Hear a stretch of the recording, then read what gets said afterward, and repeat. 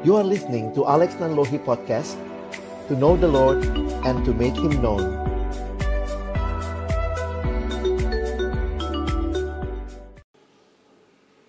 Mari berdoa sebelum kita membaca merenungkan firman-Nya. Tuhan, terima kasih banyak kesempatan demi kesempatan Kau berikan kepada kami, bukan hanya untuk melayani-Mu, tetapi juga untuk diperlengkapi, untuk disiapkan lebih lagi, untuk melayani Tuhan dan juga sesama. Kami merindukan sore hari ini ketika sama-sama mengikuti pembinaan ini. Waktu kami akan membuka firman-Mu, bukalah juga hati kami. Jadikanlah hati kami seperti tanah yang baik, supaya ketika benih firman-Mu ditaburkan boleh sungguh-sungguh berakar, bertumbuh, dan juga berbuah nyata di dalam hidup kami. Berkati hamba-Mu yang memfasilitasi, menyampaikan semua kami yang mendengar. Tuhan, tolonglah agar pada akhirnya kami bukan hanya jadi pendengar firman yang setia, tapi mampukan dengan kuasa dan pertolongan dari Roh-Mu yang kudus, kami dimampukan menjadi pelaku-pelaku firman-Mu di dalam kehidupan kami. Bersabdalah ya Tuhan, kami sedia mendengarnya dalam satu nama yang kudus, nama yang berkuasa, nama Tuhan kami Yesus Kristus. Kami menyerahkan pemberitaan firman-Mu. Amin. Shalom, selamat sore Bapak Ibu sekalian yang dikasihi dalam Tuhan Yesus Kristus. Saya bersyukur kesempatan ini boleh sharing baik firman Tuhan maupun juga beberapa hal yang Tuhan tolong juga di dalam pelayanan saya sudah lakukan, atau mungkin ide-ide yang sudah juga disampaikan oleh banyak orang dalam situasi pandemi ini. Maka KTB menjadi satu hal yang menarik diperbincangkan, bagaimana di era digital ini menjadi bagian yang juga perlu kita pikirkan secara mendalam.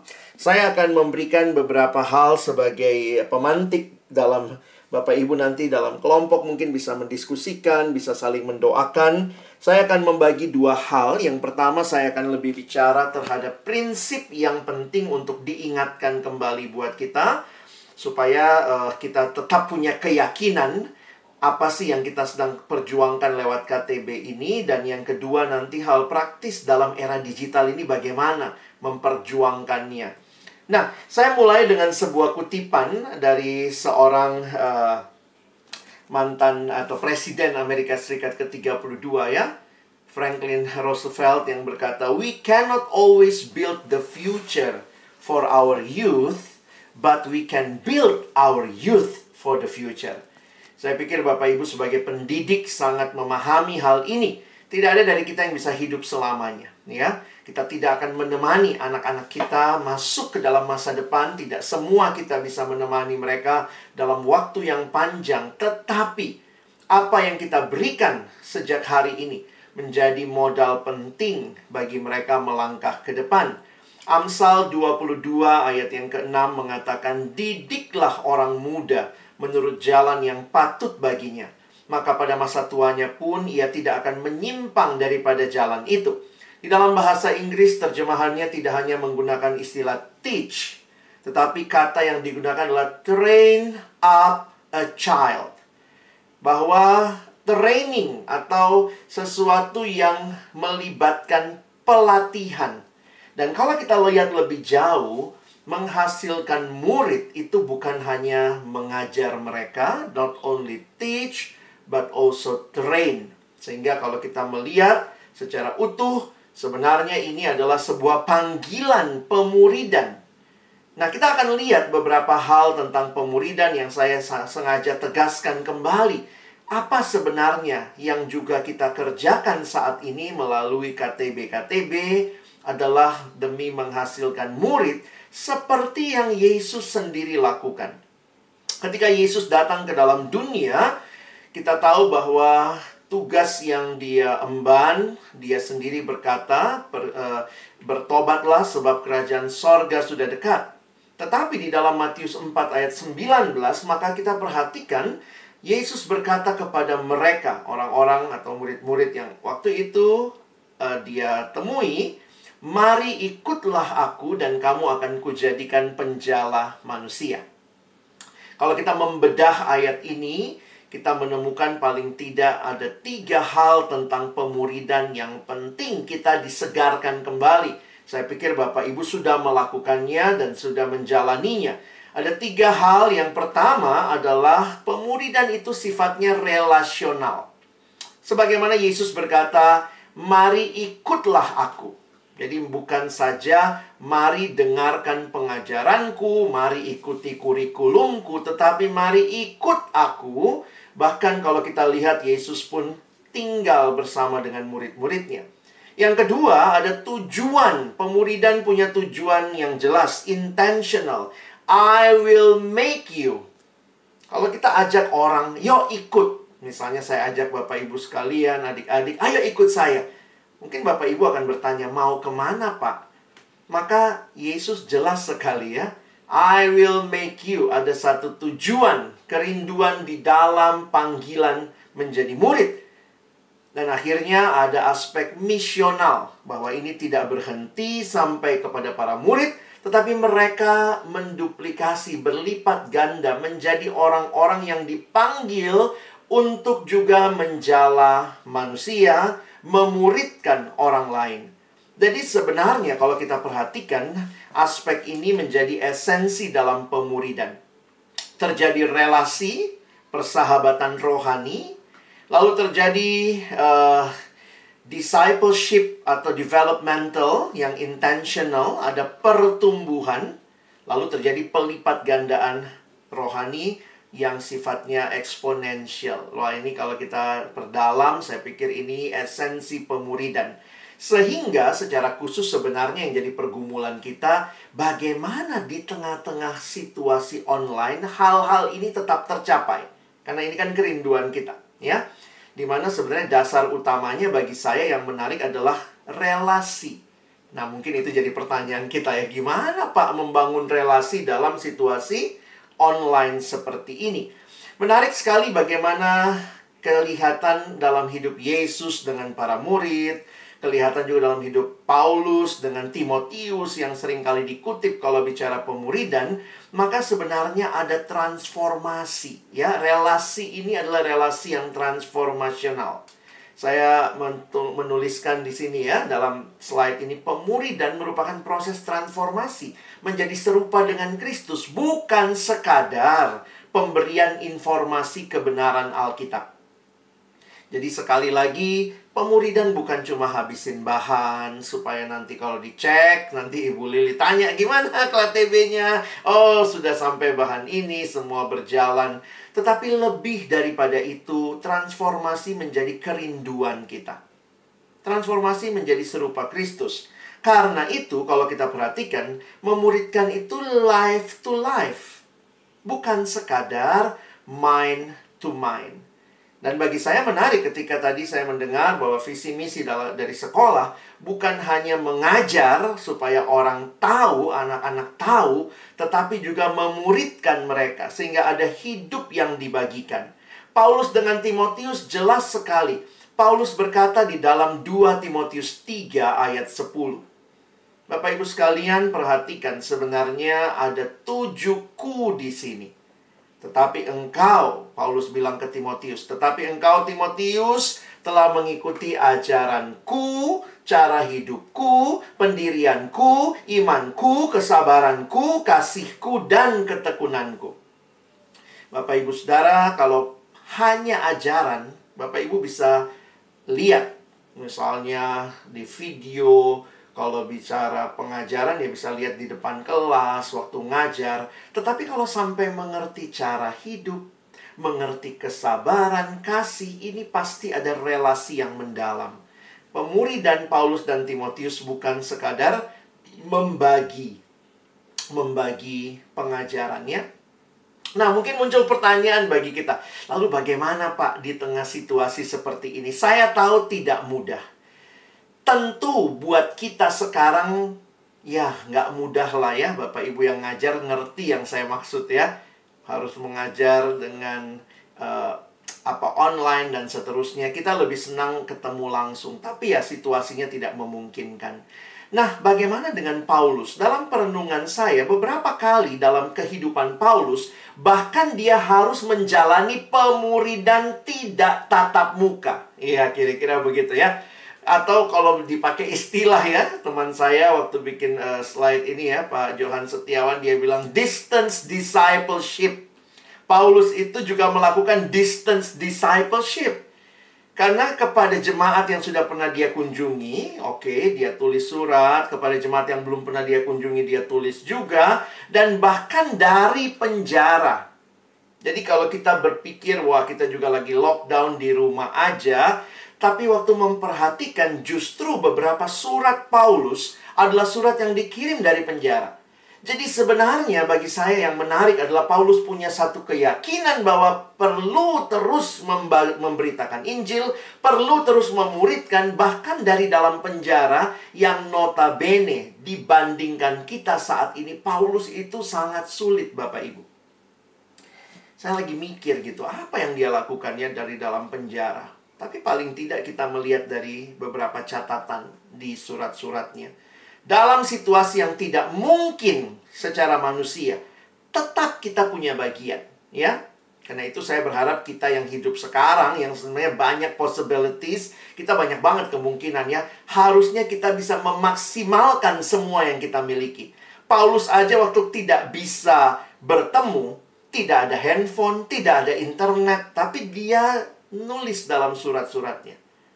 Dia tulis, dia mendoakan, dia tetap mengasihi, dia memberikan dorongan, teguran, dia mengirimkan rekan sekerja. Kadang-kadang kalau kita lihat ya, saya kirimkan si ini untuk kamu tahu kabar saya. Dan dia bahkan planning what next, ya. Nanti kalau saya keluar dari penjara, saya akan mengunjungi kamu dan seterusnya dan seterusnya. Saya harap pandemi ini, situasi yang kita sangat-sangat terbatas, tidak membuat kita mati gaya. Apalagi berhenti pemuridan, ya. Bahkan ketika misalnya semua tidak bisa, saya pikir tetap kita bisa berdoa. Itu peran yang penting dan besar. Sebenarnya buat kita yang ada di Jawa, jauh lebih mudah, ya. Karena banyak kemungkinan dengan internet yang masih cukup lancar. Saya membawakan sesi ini beberapa kali, dan anak-anak teman-teman di daerah yang kami layani di Perkantas, dia bilang, Kak Alex, itu kalau ada internet, Kak. Kalau nggak ada, di kami itu sinyal susah. Di Papua, ada nanti di NTT, karena banyak mahasiswa itu pulang ke rumah ya, namanya juga masih seperti itu. Dan mereka untuk misalnya kuliah online saja, mereka kadang-kadang mesti jalan 1 kilo, di mana yang sinyal bagus. Jadi kalau mau KTB harus jalan juga seperti itu. Wow, itu perjuangan sekali. Tapi sekali lagi saya bilang, kalaupun tidak bisa, masih bisa berdoa kan? Ya, jadi kadang-kadang Tuhan izinkan, ya sudahlah, berdoa saja. Tapi bagi Bapak Ibu sekalian yang internet juga baik gitu ya, kita juga punya perangkatnya cukup baik, saya pikir kita jangan mati gaya ya. Kita harus lebih jauh lagi daripada itu. Nah, sedikit saya mau bagikan tentang pemuridan. Memang aspek kebersamaan itu sangat penting. Dan kebersamaan itu ya kita selama ini taunya ya waktu ketemu, ya. Nah, tetapi melalui Paulus ini kita jadi sadar juga ya bahwa kebersamaan itu belum tentu juga. Karena orang kalau ketemu tapi tidak menikmati kebersamaannya sama juga begitu ya. Maka kita perlu belajar membangun kebersamaan itu. Nah, ada satu buku yang menarik kalau Bapak Ibu tertarik untuk mempelajari tentang bagaimana melayani generasi ini, ditulis oleh pendeta Grant Skeldon. Ini pendeta anak muda di Amerika. Usianya juga baru 30-an ya. Agak funky ya, tatoan. Kalau di kita kayaknya susah nih jadi pendeta ya, karena pasti dilihat backgroundnya. Tapi dia orang yang sangat menikmati pemuridan. Dia sendiri merasa dia adalah produk dari pemuridan. Dan sebenarnya inilah buku yang dia tulis, menjembatani 2 generasi. Karena dia merasa generasi muda dan yang tua seringkali tidak klop di dalam gereja. Dan dia mengatakan gereja sebenarnya bukan punya masalah anak muda ya. Kami sudah terjemahkan bukunya dalam bahasa Indonesia, bisa dicari kalau mau e-booknya, bisa beli di Google Book ya.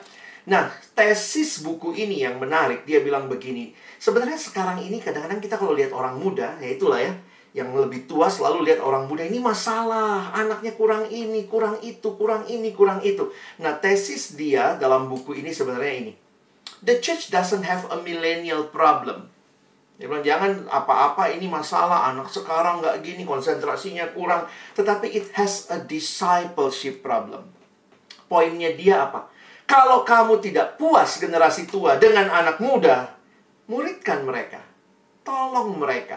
Bantu mereka. Wah, itu bagi saya satu hal yang, ya begitulah. Makanya dia tulis di salah satu babnya, kalian banyak bicarain generasi kami, tapi kalian tidak cukup waktu untuk dengerin generasi kami. Kalian banyak ngomongnya doang, kira-kira begitu ya.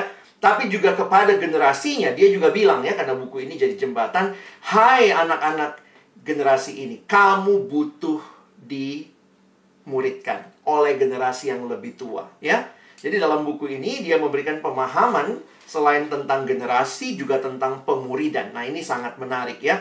Nah, kenapa saya ingatkan Bapak Ibu tentang hal ini? Karena sebenarnya inti pemuridan itu adalah kehidupan bersama yang memang kita harus siasati dalam situasi seperti ini. Beliau membagi 3 hal yang menarik berkaitan dengan apa yang terjadi di dalam pelayanan di dalam gereja saat ini. Nah, dia mengatakan kadang-kadang ada yang namanya mentorship ya. Come and meet with me. Saya jujur aja waktu mengevaluasi, jangan-jangan KTB kita zaman now itu mentorship ya. Datang ya, ketemu ya seminggu sekali ya. Jadi sebenarnya kayak les ya. Wah, les tiap minggu datang gitu ya. Nah, sementara banyak acara gereja, karena dia bicaranya gereja ya, most of church events, come and listen to me. Sebenarnya pemuridan Yesus adalah Yesus berkata, come and follow me. Datang, mari, dan ikutlah aku. Jadi sebenarnya membagi hidup itu jadi bagian penting sebenarnya dalam pemuridan, bukan hanya membagi materi. Bahkan dia katakan banyak acara gereja, nah ini kalau gereja-gereja sekarang mulai sadar pemuridan, mulai sadar KTB ya. Tapi selama ini kan banyak acara di gereja cuman come and listen to me. Dan jangan-jangan juga ya kita kayak les aja gitu ya. Come and meet with me once. Bukan berarti mentorship tidak penting ya. Tetapi dia mau mengingatkan kita, discipleship is more than just a mentorship. Jadi saya senang buku ini karena memberikan pemahaman lebih jauh lagi. Mengingatkan esensi pemuridan itu apa? Adalah perjalanan bersama. A journey together. Dan dia mengatakan juga, you cannot effectively lead others if you don't first show them you care. Jadi memang ini jadi hal yang menarik ya untuk kita disegarkan kembali. Be authentic lah Bapak Ibu, juga nggak usah jadi orang lain ya. Dengan kita mengenali diri kita apa adanya juga, kita dari situlah kita kemudian membagikan apa yang kita miliki. Nah, kalau normalnya kelompok kecil, KTB bisa seperti ini ya. Maaf, ini gambarnya orang-orang tua ya. Tetapi dalam masa new normal, nah ini nih, kita lihat praktis-praktisnya sekarang ya. Wah, new normal ya, inilah KTB ya. Bayangkan kalau KTB bentuknya nanti semua begini. Nah, itu gambaran yang terjadi. Tapi saya mau mengajak kita melihat bukan hanya masalah new normal, bukan hanya masalah online ya.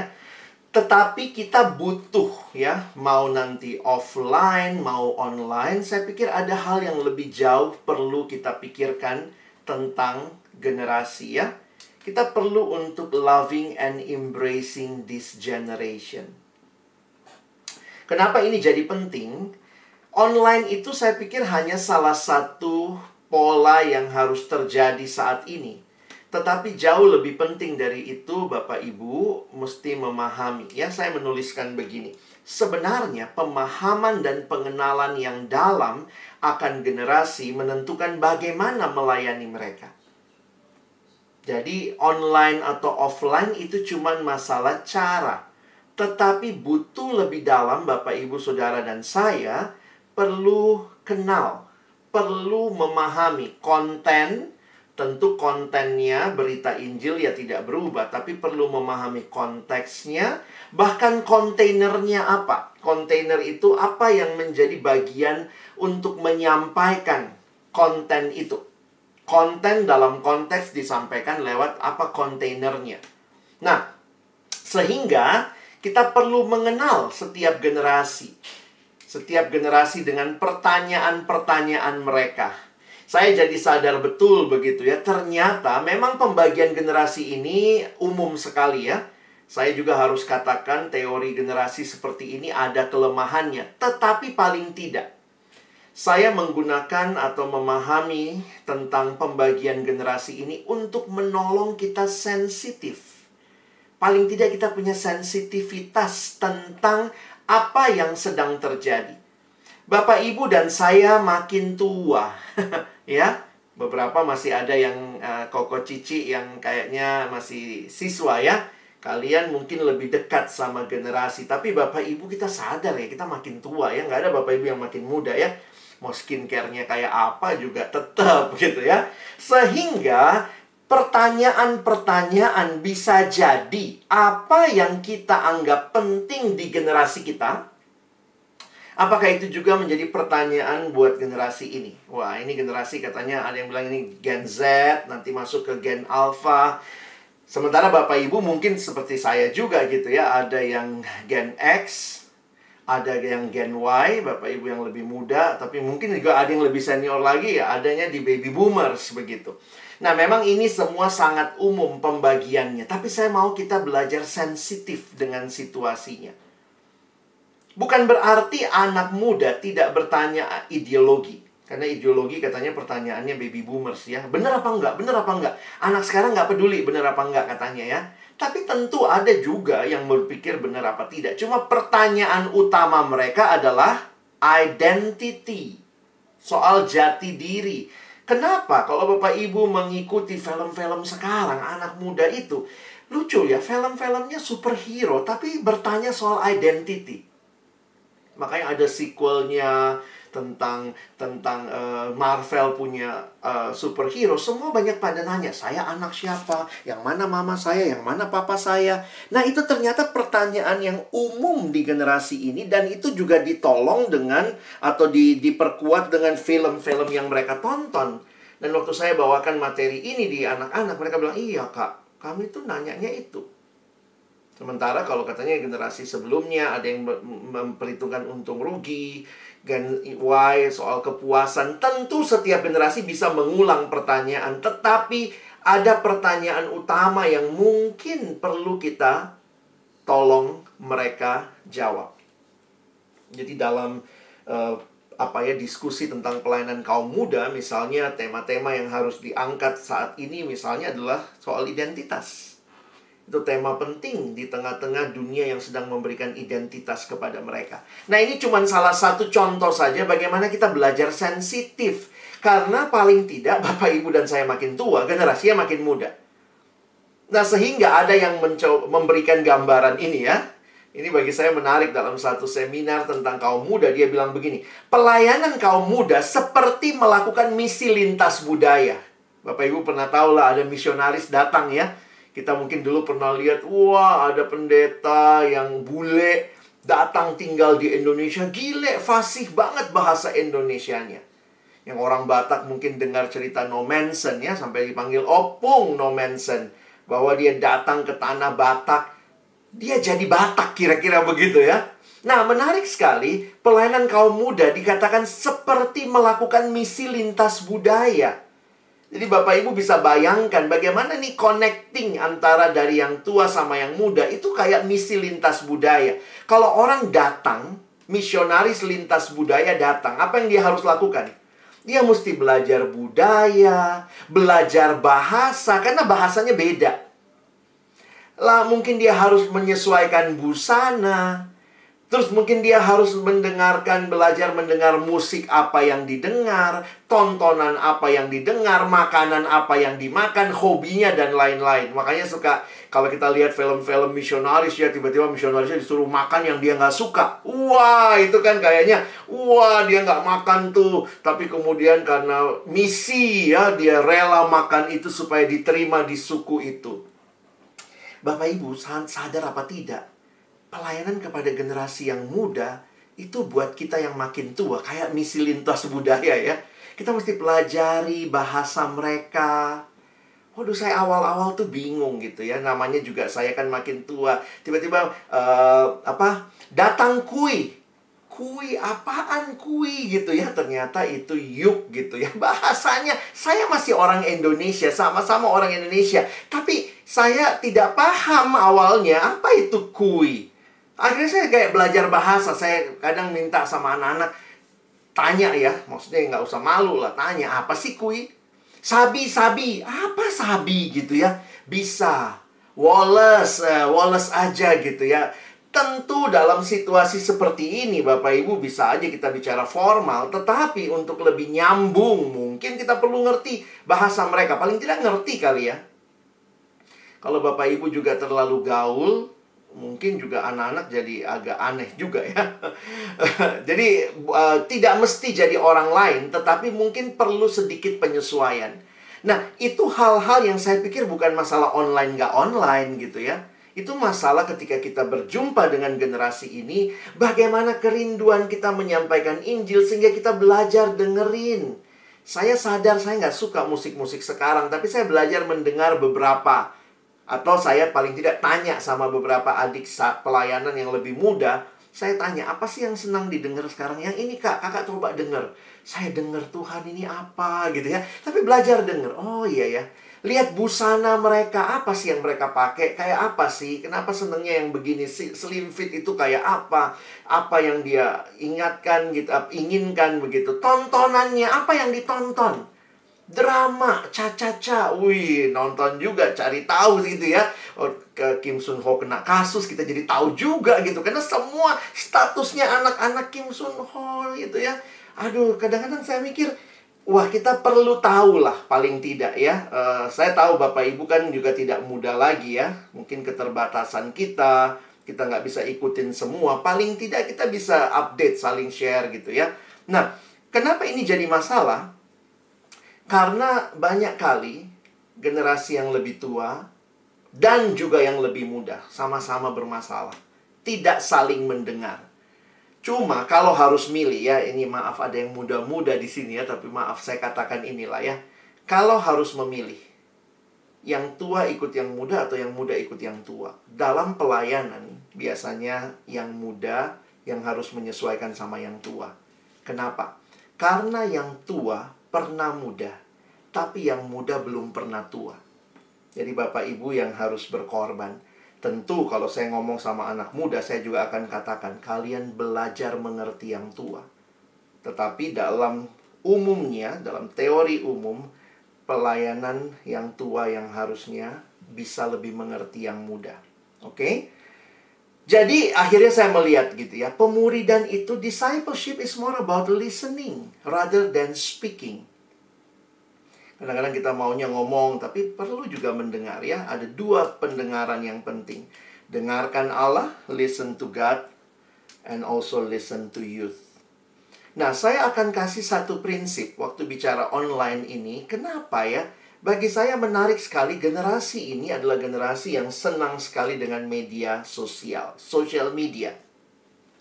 Nah, ini yang saya coba pikirkan, bagaimana kita juga bisa kembangkan di dalam pelayanan kita kepada generasi ini. Mungkin prinsip-prinsipnya akan menolong kita.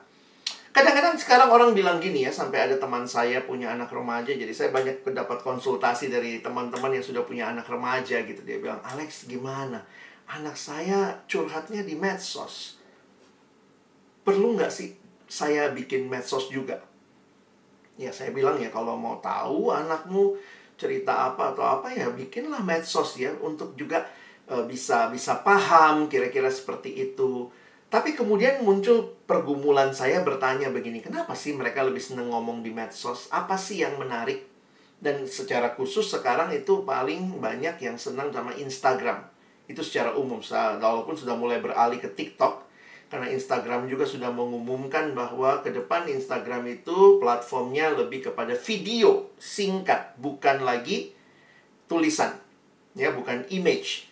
Maka itu sudah mulai banyak. Akhirnya Instagram kan beberapa bulan lalu mengeluarkan Reels, ya. Akhirnya Reels menjadi fitur utama yang dia tawarkan sekarang untuk mengalahkan TikTok, gitu ya.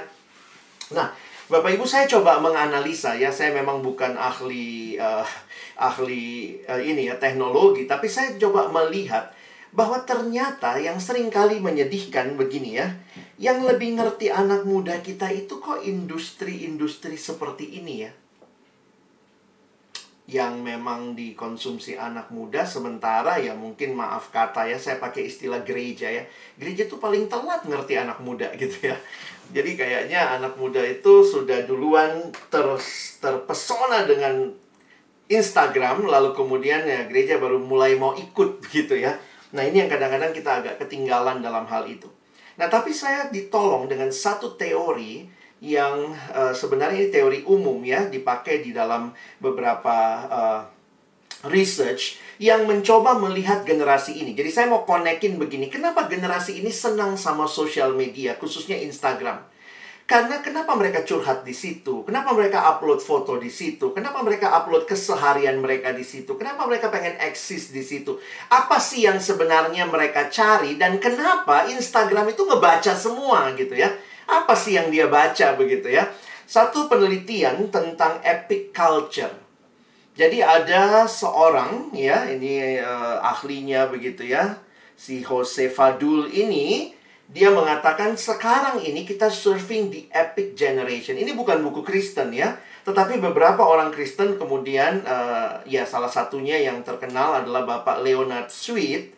Bapak Leonard Sweet mencoba mengambil teori dari Fadul tadi tentang epic generation, dan dia menuliskan 2 buku ini, mencoba membaca apa yang disukai oleh generasi ini karena memang culture-nya dan dibentuk seperti itu. Nah, epic itu singkatan dari E-P-I-C, ya. Dan epic itu adalah, pertama, ini generasi yang senang dengan experiential. Senang mengalami, bukan cuma tahu. Makanya kalau Bapak Ibu perhatikan, yang ditawarkan di dalam semua Instagram itu adalah pengalaman. Kalau kita melihat salah satunya dengan bisa posting video. Jadi bukan cuma foto, ya. Saya lagi bikin cupcake, saya foto. Bukan cuma itu. Tetapi mereka menawarkan pengalaman. Karena itu, nah, kalau Bapak Ibu ikutin, ya, saya karena dari awal, ya, gara-gara pelayanan siswa saya jadi punya Instagram. Karena waktu pulang retret anak-anak bilang, "Kak Alex, apa Instagramnya?" "Apaan tuh?" Ya, akhirnya saya ikut buat Instagram. Awal-awal Instagram cuman bisa foto. Kemudian fotonya bisa di-like. Habis bisa di-like, kemudian fotonya bisa di-swipe. Lalu habis itu mulai bisa video. Bapak Ibu kalau ngikutin, ya, baru kurang lebih 5 tahun terakhir Instagram bisa story. Jadi terus berkembang, gitu ya. Kenapa? Ingin memberikan kepada generasi ini experience. Nah, saya langsung kaitin, ya. Kalau kita mimpin KTB-nya cuman kasih bahan, tidak memberikan mereka lebih jauh, seperti mengajak mereka masuk dalam pengalaman, nah itu bagi saya jadi hati-hati juga, ya. Mungkin terkesan membosankan. Karena apa bedanya? Sekolah juga kayaknya dikasih tahu semua, begitu ya. Tapi ini generasi yang experiential. Nah, Bapak Ibu kalau belajar digital pedagogi digital, saya nggak tahu siapa yang dari Bapak Ibu yang mendalami itu, tapi saya pikir perlu, ya, untuk future of education, bahwa pendidikan sekarang kalaupun menatap layar harus ada pengalamannya.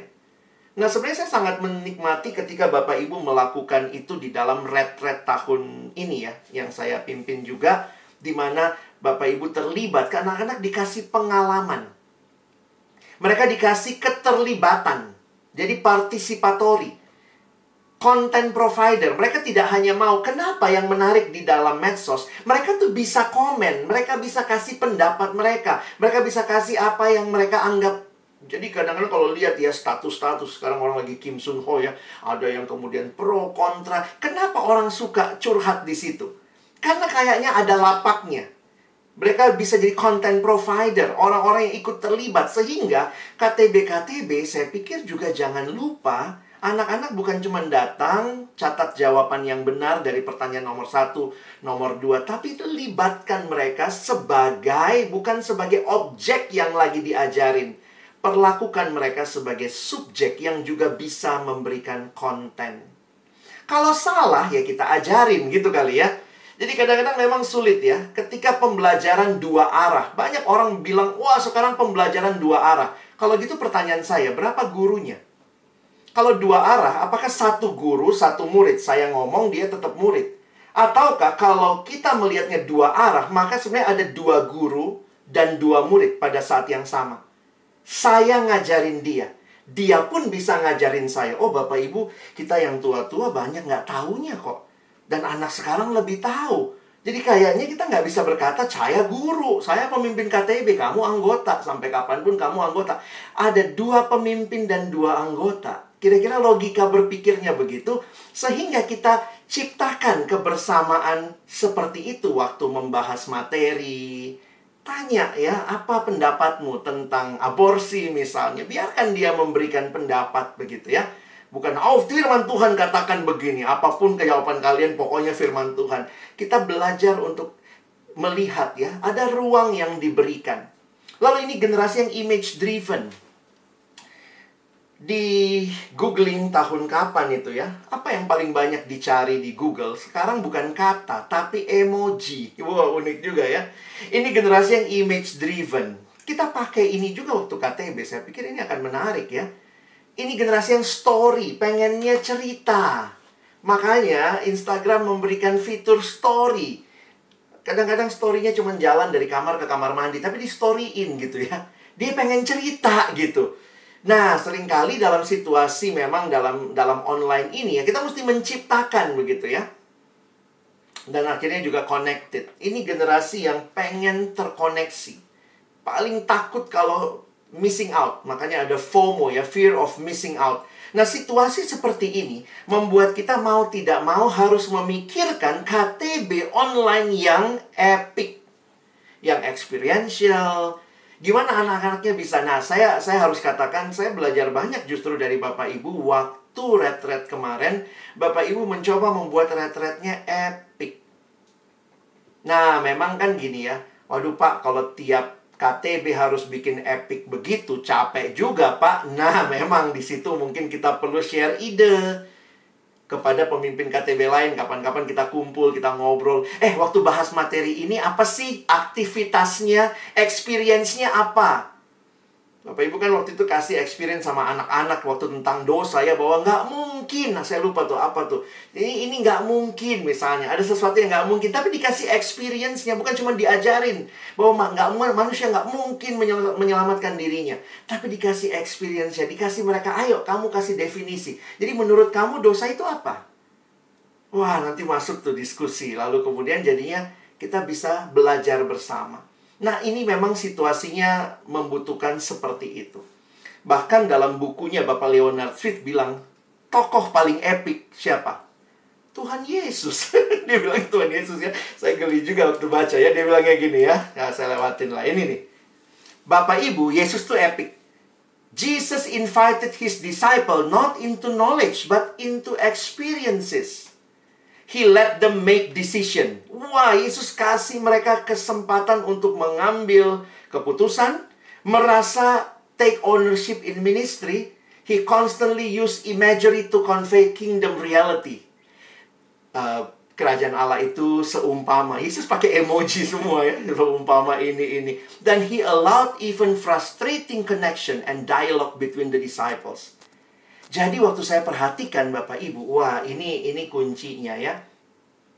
Bagaimana kita, nah saya bersyukur ya, ini pengalaman pribadi. Waktu saya dengan pemimpin KTB saya, walaupun memang waktu itu di kampus ya, kami setiap kali KTB semua punya tugas. Nah, tugasnya menarik. Misalnya Alex cari, dia tahu saya suka baca. Alex cari buku ya yang bisa artikel untuk kami baca berkaitan dengan bab ini. Teman saya yang satu, dia senang keliling-keliling kampus lain. Jadi pemimpin saya bilang, kamu cari pokok doa ya, doa dari yang lain. Jadi setiap kali mau KTB, itu yang paling pengen KTB bukan cuma pemimpinnya, tapi kami semua, karena kami akan datang mengkontribusikan sesuatu. Kami bukan hanya datang supaya kami diisi, tetapi kami pun dilibatkan. This is the ownership is not only sama pemimpin, tapi dilibatkan. Nah, itu jauh sebelum pandemi ya. Jadi saya melihat iya juga ya, Tuhan Yesus bahkan melakukan ini bahkan tanpa digital sekalipun. Nah, terakhir mungkin bagaimana secara digital. Sebenarnya saya pikir prinsipnya saya berikan, Bapak Ibu bisa pikirkan lebih jauh ya. Dengan laptop seperti apa. Kayak misalnya ya, Bapak Ibu minta mereka sebelum KTB, coba kamu rekam apa yang terjadi di sekitar rumahmu, kirim, coba share. Saya beberapa kali melakukan itu ya. Misalnya hari ini kita mau bahas apa, terus kemudian saya pikir apa yang connect sama ini ya. Suruh mereka coba cari. Saya bilang, coba kalian pakai sendal jepit kebalik di rumah. Atau coba pakai alas kaki kebalik gitu ya. Kasih experience. Minimal lakukan 30 menit. Lalu kemudian nanti tanya, gimana pengalamanmu? Gak enak kak. Apaan sih pakai sendal kebalik? Nah, kita lihat tuh. Hari ini kita belajar tentang hidup berubah. Tuh nggak enak, teman-teman. Tapi kita mesti... Jadi, maksudnya gitu ya. Saya pikir ide-ide seperti itu menolong kita. Jangan berharap semua terjadi di online. Karena online itu terbatas. Kita natap layar, capek. Maka mungkin Bapak Ibu bisa lakukan sebelum pertemuan, sesudah pertemuan, bahkan mungkin setiap hari di grup WA kita bisa chat. Pagi ini coba foto bagaimana moodmu. Jadi jangan tanya perasaanmu bagaimana. Bukan tanya perasaannya. Coba foto yang paling menggambarkan moodmu pagi ini. Ini generasi yang berbicara lewat gambar. Ya. Nah, saya pernah tanya sama mereka ya. Nah, ini. Kalau Bapak Ibu mungkin bahan KTB, kalau sekarang mesti dibikin di PowerPoint kali ya. Jangan tiap anak, Bapak udah kirim PDF-nya ya, lihat di PDF-nya. Ya bikininlah image-nya gitu ya, supaya mereka bisa lihat, mereka bisa jawab gitu ya. Mungkin ada video klip, ada banyak materi bagus di Yes He Is Indonesia, video. Coba kalian tonton sebelum kita KTB. Nanti KTB kita diskusiin ya, misalnya begitu. Karena relate sama bahan kita hari ini. Pakailah berbagai media untuk menolong. Saya dulu pernah nanya sama anak-anak lagi online begini ya, KTB. Gimana kabarmu? Diam Bapak Ibu, diam semua. Kabar, diam. Tapi begitu saya gitu. Coba adik-adik, apa gambar mana yang paling menggambarkan perasaanmu minggu ini? Langsung, nomor 2 Kak, nomor 2. Abis dia bilang nomor 2, saya bisa nanya, boleh cerita nggak kenapa pilih nomor 2? Ini generasi yang bicara dengan gambar. This is their language. We have to know their language. Mungkin kita bisa pakai, saya kadang-kadang sekarang cari gambar gitu ya. Apa kabarmu hari ini? Ayo teman-teman lihat, nomor berapa yang paling menggambarkan dirimu? Nah, ini cuma contoh saja. Tapi poin saya adalah, Bapak Ibu mesti pikirin bagaimana KTB yang epic. Memberikan mereka experience. Mereka bukan cuma objek, tapi mereka juga jadi subjek yang bisa mengajar. Mereka juga bisa belajar, mereka berpartisipasi. Pikirkan bagaimana juga kita image kita pakai. Saya beberapa kali suka. Saya minta hasil KTB hari ini buat kamu. Coba foto satu gambar yang paling menggambarkan apa yang kamu dapat simpulkan hari ini. Nanti minta keterangan singkat di bawah fotonya. Wah, ada yang foto dinding yang retak. Wah, kenapa? Saya makin sadar, Kak, saya seperti dinding retak ini dari KTB hari ini. Wow, kita bisa banyak share di situ gitu ya. Jadi akhirnya mereka gadgetnya kepake. Jadi bukan cuma KTB hanya pokoknya sebegitu aja, tapi kita membawa mereka dengan semua yang mereka miliki. Mereka suka bikin video. Coba buat video 30 detik. tentang masa kecilmu sampai sekarang misalnya gitu. Apalah ya Bapak Ibu bisa lakukan. Nah, teman saya memberikan dinamika, Bapak Johan ini ya, memberikan dinamikanya juga. Dia bilang ini kan biasanya dalam KTB itu ada 4 hal ini ya. Pengajaran, penyembahan, kita nyanyi, lalu ada persekutuan, dan ada kesaksian, pelayanan, misi keluar. Nah, maka kita bisa kombinasikan dengan hal-hal yang online ya. Misalnya berbagi penyembahan, satu nyanyi, kayak tadi kan kita dengar lagu, tapi mungkin kasih sedikit pengantar. Teman-teman dengerin lagu ini ya, apa yang berkesan coba ikut nyanyi misalnya. Pengajaran, oh banyak, pengajaran banyak banget sekarang. Bisa nonton Bible Project. Bisa misalnya video klip yang menolong penjelasan. Ya. Persekutuan. Nah, ini beberapa bagian yang untuk pengajaran ya. Kita bisa cari ini beberapa aplikasi yang ada. Ada YouVersion Bible, salah satu Alkitab yang baik. Berbagi saat teduh, kita bisa share di grup gitu ya. Hari ini kita saat teduh apa? 1 kalimat, 2 kalimat. Saya sampai hari ini menikmati ya yang kirimannya Pak Presno. Nggak panjang, singkat, tapi dalam begitu ya. Nikmatin bagaimana ada hal yang dibagikan begitu. Itu bisa kita lakukan. Berbagi persekutuan. Nah, kita kalau besar sih bisa masuk breakout rooms ya. Nah, kalau tidak ya kita bisa sharing ya dalam Zoom tentunya juga bisa. Atau mungkin kalau tidak ya Bapak Ibu bisa bagi breakout rooms kalau anaknya banyak, berdua-berdua ya. Kalian habis ini sharing berdua-berdua, saling berdoa. Nah, lalu ini juga bagaimana berbagi. Ini ada aplikasi story ya. Misalnya kita disuruh coba bagikan kepada orang-orang di sekitarmu. Nah, itu cuma ide saja, tapi saya kasih prinsipnya tadi ya, epic. Jadi saya pikir coba kita pikirkan KTB-KTB yang epic, sehingga Bapak Ibu akan tertolong juga untuk terus berkembang dan bisa menjangkau generasi ini dengan lebih baik.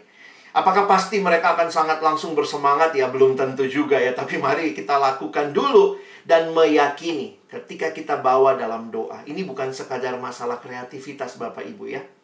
Mari rebut generasi ini untuk mereka cinta Tuhan. Dan karena itulah Bapak Ibu jadi pemimpin yang pakai lutut kita. Sebut nama mereka dalam doa-doa kita. Karena kita rindu mereka juga berubah bagi kemuliaan Tuhan. Amin. Mari berdoa. Tuhan, terima kasih buat sesi ini. Apa yang kami pelajari, biarlah juga menginspirasi kami untuk berkarya, menjangkau generasi ini.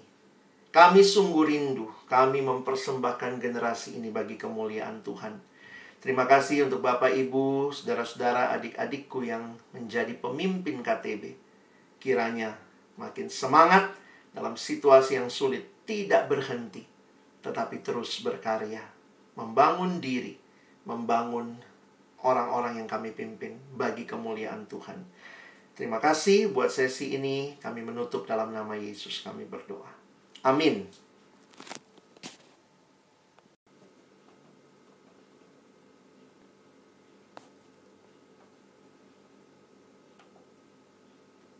Kelas 12 silakan, boleh banget. Ya, Silakan, Pak. ini berkaitan dengan kelas 12. Mungkin ada peneguhan mungkin dari Bang Alex ya.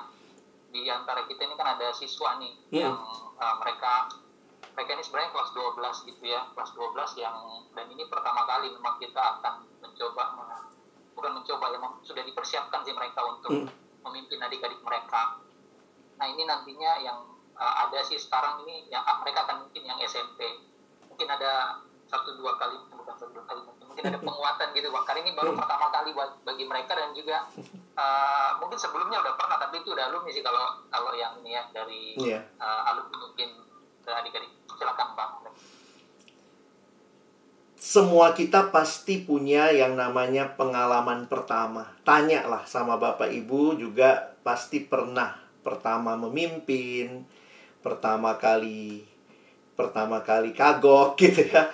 Pertama kali bingung. Nah, tapi ingatlah bahwa Tuhan menyertai, dan jangan lupa Bapak Ibu guru di sini saya yakin tetap menjadi tempat di mana kalian bisa datang, bisa bertanya, karena mereka juga pernah punya pengalaman itu. Jadi maju terus. Saya pikir kalian punya modal besar karena kalian ada di generasi ini melayani teman-teman generasimu. Modalmu luar biasa dan pakai itu untuk kemuliaan Tuhan. Ya, thank you. Ada lagi, Bang Victor. Kan tadi Bang Alex Kelas itu, 12. Bang Victor. Ada lagi dari kakak-kakak kelas 12 atau dari Bapak Ibu yang ingin bertanya. Jadi nanti, tadi kan nama Pak Presno disebut tuh Pak, dengan kirimannya. Berarti nanti besok-besok pakai emoticon ya Pak? Ditambahkan dengan emoticon. Mengirim pesannya. Apakah ada yang ingin ditanyakan lagi Bapak Ibu dan anak-anak? Pak Benny nampaknya, ya silakan Pak. Ya, selamat sore Pak Sore. Alex, Kak Sore, Alex, Pak Ben. Bang Iya. Alex. Ya, senang ya punya panggilan lintas generasi. Ya, tapi izinkan saya panggil Iya. Bapak ya. Mas. Ya, begini Pak Alex, menarik untuk menyikapi mendekati kaum muda. Ya, saya sendiri tidak merasa di dalam ukuran usia seperti itu, tetapi juga ada yang mengatakan bahwa as young as you feel, begitu. Nah, pertanyaan saya adalah begini Pak. Tadi Pak Alex mengarahkan memahami di dalam konteks generasi ya. Sebenarnya untuk mentor atau kakak KTB begitu ya, ketika belajar memahami segala literatur tentang kegenerasian, apakah itu untuk diri sendiri atau kemudian ketika mengerti tentang Gen Z itu diucapkan, maksudnya si jiwa menti kita gitu, kemudian kita ingatkan bahwa kamu tuh Gen Z, kamu tuh milenial gitu ya. Karena saya punya, nah ini sekalian konsultasi Alex, karena saya punya pemikiran begini, ketika mempelajari kegenerasian itu ya buat aku gitu. Ketika aku sendiri memahami sehingga bisa mendekati gitu. Sementara si jiwa itu sendiri ya biarkan aja mereka bergerak bebas, tidak serta-merta seperti di custom, dibuat fashion bahwa kamu tuh Gen Z gitu. Jadi pertanyaan saya, apakah benar konsep saya selama ini mendalami tentang kegenerasian, tentang youth, agar perspektif saya terbuka, tetapi bukan untuk membuat si jiwa itu melekat pada literatur itu. Seperti itu sih Pak Alex, pertanyaan saya. Terima kasih Pak. Terima kasih Pak Benny. Saya pribadi setuju dengan apa yang Bapak sampaikan karena itu juga pengalaman dan pendekatan saya. Saya bahkan tidak berani menyebutkan anak-anak itu dengan panggilan pembagian generasi yang bagi saya itu terlalu general sebenarnya, dan bisa jadi ada anak-anak yang tidak seperti namanya literatur ya. Dan itu banyak lagi literatur itu adanya dari Amerika, dari negara-negara yang mungkin culture-nya beda dengan kita. Jadi kalau saya secara pribadi, yang saya bilang tadi, itu hanya menolong kita sensitif terhadap ada berbagai jenis orang, generasi. Nah, teman saya studi lagi lebih dalam dan itu tidak kepake tuh ya, Gen Z, Gen Z gitu ya. Wah, terlalu umum mengkotakkan orang di dalam hanya misalnya berdasarkan tahun lahir ya, itu tadi ya. Sementara pada saat yang sama ada budaya. Belum lagi ada culture yang ya, culture itu misalnya anak Atalia beda sama anak penabur. Anak Atalia beda sama anak IPK, beda sama anak Dian Harapan. Nah, itu sebenarnya pengenalan lebih dalam itu akan menjadi sesuatu yang lebih penting bagi saya ketimbang. Jadi penghayatan generasi mungkin hanya akan menolong kita bisa lihat seperti background-nya, tapi lebih detailnya kita harus kenal murid kita. Kita harus kenal adik KTB kita.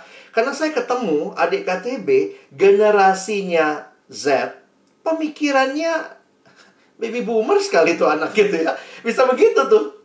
Jadi bagi saya akhirnya ya itu buat kita kalaupun kita pakai di umum, di publik, itu hanya untuk memberikan gambaran, tapi bukan memberikan stereotyping. Hati-hati, jangan membuat stereotyping. Karena itu saya biasanya kalau membagikan itu ke anak-anak, saya suka nanya gitu. Bener nggak ini kamu gitu ya? Ketimbang saya bilang, inilah kamu. Waduh, itu terlalu cepat ngejudge gitu. Dan belum tentu semua anak akan feel comfort dengan hal tersebut. Tapi saya menyadari itu dibuat berdasarkan pemahaman culture yang dibentuk oleh internet. Khususnya Z, Y, Alpha, yaitu ya. Itu memang internet culture. Jadi maksudnya begini. Anak di pedalaman Sumba bisa nonton apa yang ditonton anak di Amerika. Jadi akhirnya mungkin mengatakan, kita nggak bisa bilang bahwa yang di Sumba paling ujung belum tentu dia menonton hal yang berbeda. Tidak, bisa dia tonton. Tapi ya masalahnya itu ya, mana tahu dia lebih senang, karena internetnya juga jelek kali di Sumba ya. Jadi saya pernah ngalamin waktu saya pergi ke sana, saya bicara, wah Instagram, aduh anak-anak remajanya, anak SMA-nya pakai Facebook. Jadi langsung berasa nggak nyambung tuh. Saya nggak bisa bilang bahwa hasil survei semua pakai Facebook, semua pakai Instagram. Ternyata anak sana masih pakai Facebook, karena Facebook masih lebih umum buat mereka. Nah, kira-kira begitu Pak. Thank you. Terima kasih Pak Benny yang sudah bertanya dan Pak Alex yang sudah menjawab. Satu lagi terakhir sebelum kita masuk kelompok, ini ibu-ibu atau para wanita tidak mau bertanya? Tapi saya mendengar suara sepertinya. Bu Bella, silakan. Ya Bu, boleh nanya Ibu. Makasih ya Bang Alex penjelasannya. Saya mau nanya tentang ini sih, bagaimana mengimbangkan antara kita perlu cara-cara yang inovatif, yang kreatif gitu ya, menarik perhatian juga, engage sama mereka, tapi di satu sisi kita perlu bahas firman Tuhan yang cukup dalam juga gitu. Memang idealnya dua hal ini tidak terpisahkan gitu ya. Apakah kalau main artinya nggak bisa bahas firman, cuman dalam implementasinya tuh lumayan susah gitu kalau saya pribadi. Jadi mengimbangkan itu bagaimana ya? Iya. Kalau saya mungkin yang perlu diperhatikan, ini poin saya ya. Sebenarnya yang perlu diperhatikan adalah menganggap semua pembelajaran hanya terjadi di jam KTB saat itu saja. Itu yang biasanya banyak dari kita, termasuk saya gitu ya, generasi yang lalu, selalu merasa pertemuan KTB lah satu-satunya tempat belajar.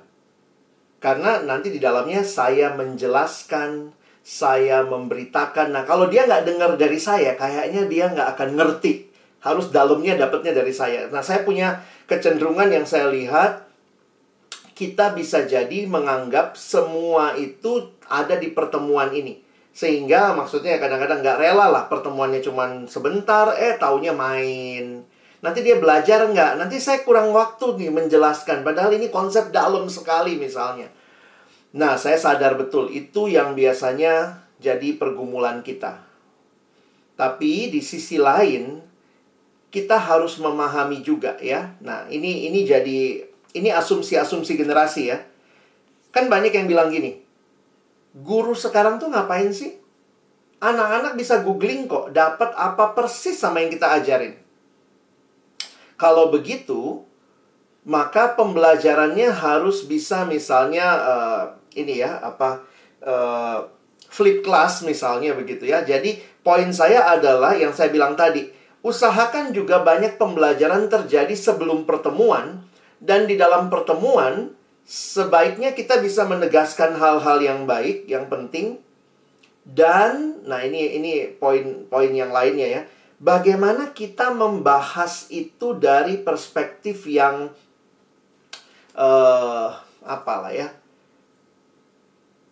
poin saya begini. Jangan sampai kita jadi blur. Kita mau jelasin satu konsep, tapi kemudian kita juga jadinya kemana-mana. Makanya lebih baik misalnya 1 minggu itu, kalau kita punya WA group atau apa ya, pelan-pelan aja kita taburin konsep itu ya.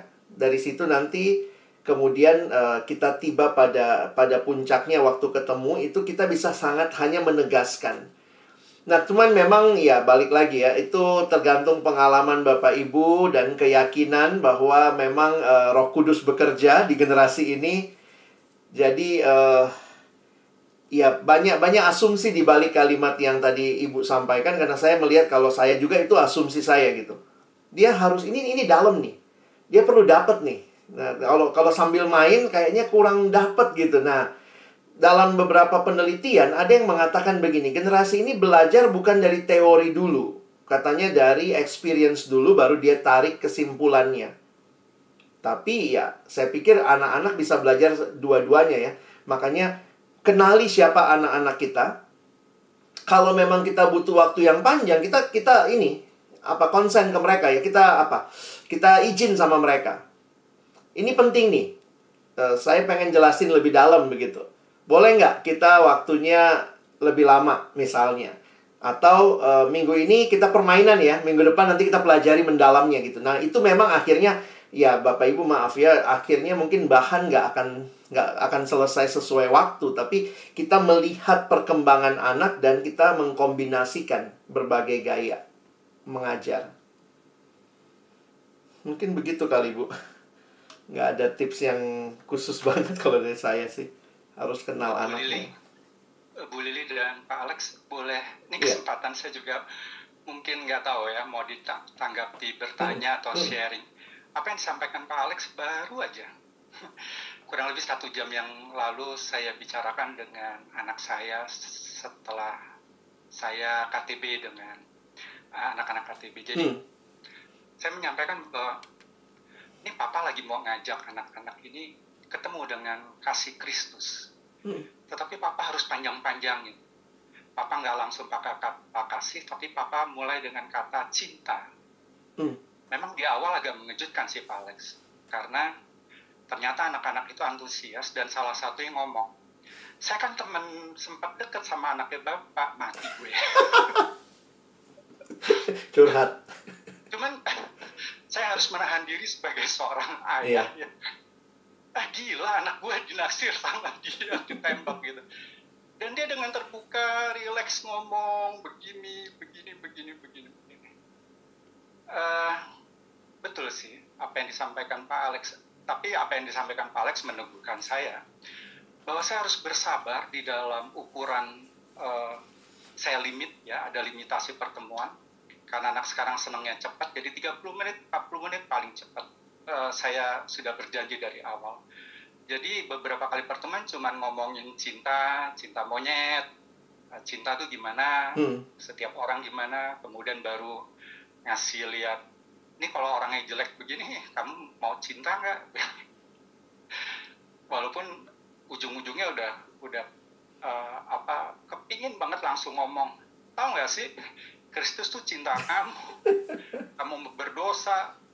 Kudis apa cinta, kurang lebih begitu. Tapi memang menahan kesabaran itu butuh extra mile ya. Apalagi kok tahu ternyata anak sendiri pernah ditembak begitu. Kurang lebih gitu Pak Alex. Iya. Kalau boleh sharing. Ya. Thank you Pak. Thank you. Apakah Bu Bella sudah oke? Udah Bu, makasih ya Bu. Ya, Makasih. terima kasih Sama-sama. Bapak Ibu yang sudah bertanya dan Bang Alex. Iya. Bapak Ibu, tadi sempat ini membahas dengan tim. Kita punya waktu 10 menit, kita akan konsisten selesai jam 4 memang. Jam 5 sesuai dengan jadwal kita ya. Nah, kita biasanya ada waktu untuk gabung di dalam kelompok untuk berdoa. Tetapi kalau Bapak Ibu masih ingin bertanya, karena nanti pertemuan di bulan depan itu juga memang banyak waktu untuk di dalam kelompok untuk berdoa ya. Nah, silakan jika lo masih ingin bertanya, nanti kita tutup di dalam doa bersama di forum besar ini. Nanti kita bulan depan banyakin di dalam kelompok. Apakah ada lagi? Belum dengar dari Dave, Vincent, Myla, Gaby. Apakah ada di antara kalian berempat kakak-kakak pengalaman baru nih? Udah mulai mimpin, masih mendampingi kah? Silakan. Dave, Vincent, Gaby, senyum-senyum. Myla, bagaimana? pengalamannya bertemu anak-anak.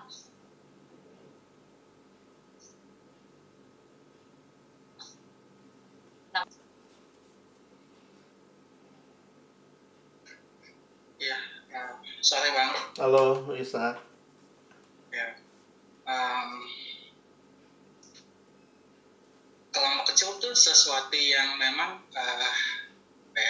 tadi kalau Abang pakai yang kalimat awalnya tuh enak banget tuh Bang, pengajaran gitu ya, pengajaranku. Terus yang berikutnya tuh kunya tuh banyak banget dan makin lama makin dalam tuh Bang. Gitu ya. Dan saya sendiri juga harus membaginya harus lebih awal gitu ya, biar anak sendiri kan juga harus jadinya mau terbuka juga. Nah tapi yang sulit adalah ini Bang, saya ngajarin mereka gitu. Saya misalnya sebagai guru kan saya ngajarin mereka, dan di sekolah tuh ada nilai sikap gitu ya. Dan kadang itu tuh bikin mereka jadi sulit untuk terbuka. Kalau yang kelas atas itu lebih dekat, kali mungkin karena udah lebih attachment gitu, udah lebih kenal, mereka lebih berani juga buka. Gitu. Dan meskipun waktu saya buka di awal tuh, ini nggak akan ngaruh ke nilai gitu, Bapak tuh nggak akan ya maksudnya apa yang di KTB gitu Bang, bukan. Nah karena dilemanya itu di situ tuh Bang. Mereka cerita mereka bagaimana gitu, dan itu tuh membuat mereka jadi takut-takutan tuh Bang.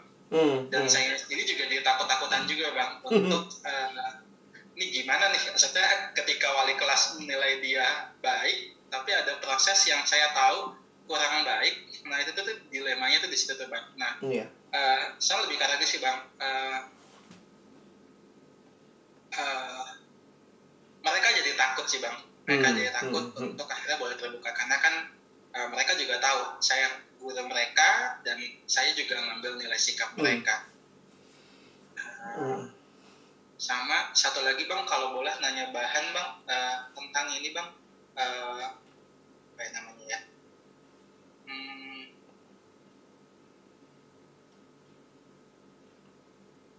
saya lupa lagi. Jadi lagi mau tentang ini Bang, jadi ada anak KTB nanya, kenapa tuh akhir zaman, itu tuh tentang akhir zaman sih Bang, tapi yang bahasa sederhana sih, yang bahasanya mungkin gampang dimengerti oleh anak SMP kali Bang. Itu sudah ada rekomendasi gitu Bang kalau tentang.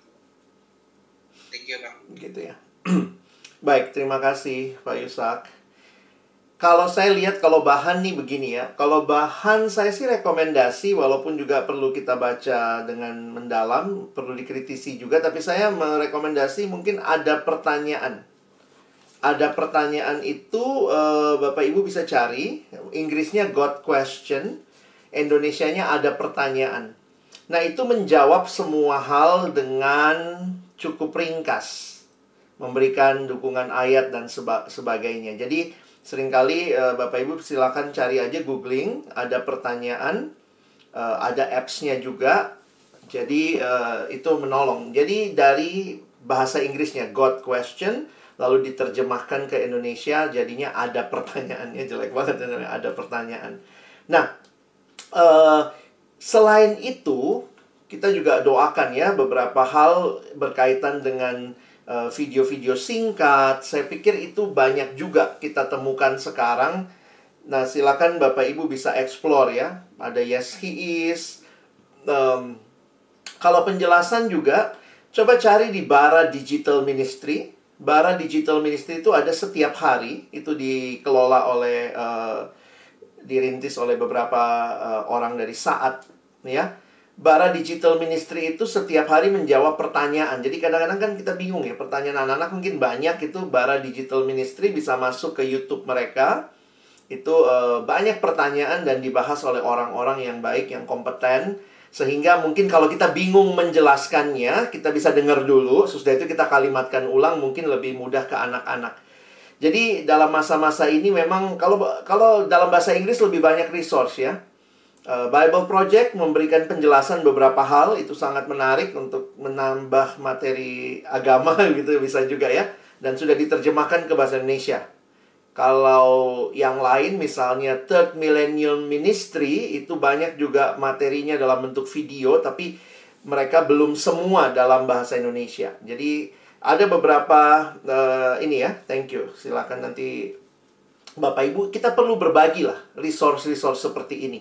Karena ini menolong ya, khususnya menjawab pertanyaan-pertanyaan dari perspektif yang Alkitabiah. Karena saya takutnya ada juga sih yang ngebahas yang lain, tapi mungkin kurang Alkitabiah ya. Bisa lihat juga M7M, Meaningful 7 Minutes dari Pendeta Yakub Trihandoko. Masuk ke YouTube-nya, cari di playlist-nya ada M7M, Meaningful 7 Minutes. Jadi dia mencoba menjawab beberapa pertanyaan dalam 7 menit. Dan itu bagi saya juga sangat menolong untuk memberikan penjelasan, ya. Nah, itu Bapak Ibu bisa lihat semua sudah di copy paste ya. Nanti silakan ke Pak Yakub Trihandoko, itu juga baik. Beberapa penjelasannya ada di Instagram mereka, di API, di Grace Alone Ministry, di Grammy. Itu juga beberapa pertanyaan-pertanyaan orang muda. Dan itu dalam bentuk yang cukup animatif ya, yang swipe begitu. Jadi silakan bisa cek ke sana. Kalau berkaitan dengan anak-anak dan guru, ya ini memang ya Bapak Ibu lah yang bergumul gitu ya. Saya juga bingung gitu, karena ini realita yang tidak mudah tentunya. Di satu sisi tanggung jawab kita untuk memberi nilai, tapi di sisi lain sebenarnya tanggung jawab kita untuk juga melihat mereka bisa berubah. Kalau saya sih melihatnya begitu ya. Mungkin Bapak Ibu bisa tanya lah sama Bapak Ibu yang juga mungkin pernah pegang kelas, sudah pernah. Jadi paling gampang kan belajar dari yang sama-sama ngalamin ya. Tapi kalau saya suka berpikirnya sederhananya begini. Nilai sikapnya saya berikan berdasarkan dia saat ini. Tapi dia bisa jadi apa ke depan? Nah, kalau saya bisa bicara hati ke hati dengan dia, sebenarnya saya akan bisa menolong dia jalan sama-sama untuk semakin baik ke depan sih. Jadi memang itu pergumulan ya. Tarik ulurnya di situ. Dan Bapak Ibu saya pikir ya di dalamnya kita perlu banyak berdoa ya, supaya anak itu mengerti bahwa inilah kondisi dia sekarang, tapi dia bisa lebih baik ke depan ketika dia terus berjalan dan hidup di dalam Tuhan. Nah, itu yang saya pikir perlu kita kasih pengharapan. Jangan cuma kasih nilainya, nggak kasih pengharapan dia bisa lebih baik, bisa berubah. Dan ya paling penting, maukah kita, pemimpin KTB-nya Bapak Ibu, menemani dia sampai ke sana begitu. Makanya benar yang Pak Yusat bilang tadi ya. Kadang-kadang makin lama anak itu dengan kita, dia akan makin terbuka lah. Ya, tapi saya pikir dalam tanggung jawab memberi nilai, Bapak Ibu harus memberi nilai saat ini ya. Jadi bukan juga mengelabui sekarang anaknya nggak baik, kita bikin baik karena dia ikut KTB, dia pasti jadi baik. Tapi nanti itu sekarang dia harus mengerti dan dia perlu dievaluasi dalam hal-hal tersebut. Nah, cuma untuk masalah rahasia, saya pikir hati-hati. Belajarlah untuk bisa dipercaya oleh anak. Nah, memang ini di sini pasti tarik ulurnya juga di situ. Jadi Bapak Ibu jangan ember ya. Belajarlah untuk ya kalau kita mau kasih nilai itu seperti itu ya kita berikan nilai itu ya, kita tahu rahasianya ya udah kita simpen aja. Kalau ada yang nanya atau yang lain ya kita hanya akan bilang bahwa dia punya pergumulan dan doain. Karena belum tentu dengan menceritakan pergumulannya akan jadi menolong anak itu juga. Saya ketemu beberapa anak remaja gitu sih ya, maunya terbuka sama kita tapi yang lain dia nggak mau gitu. Nah, itu kita perlu jaga tuh.